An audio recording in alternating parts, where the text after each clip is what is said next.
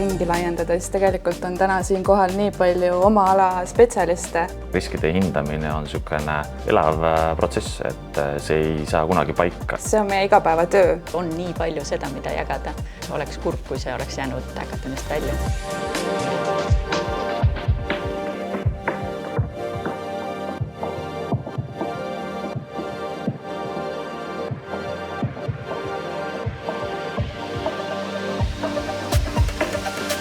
Minu hinnangul teebki selle eriliseks just seesama 2-päevaline praktiline töötuba. Päris elule võimalikult lähedases keskkonnas proovida ja katsetada oma õpikuteadmisi. Selle tulemusena tegelikult nad oskavad neid riske paremini hinnata oma organisatsioonides. See on praktiline kogemus.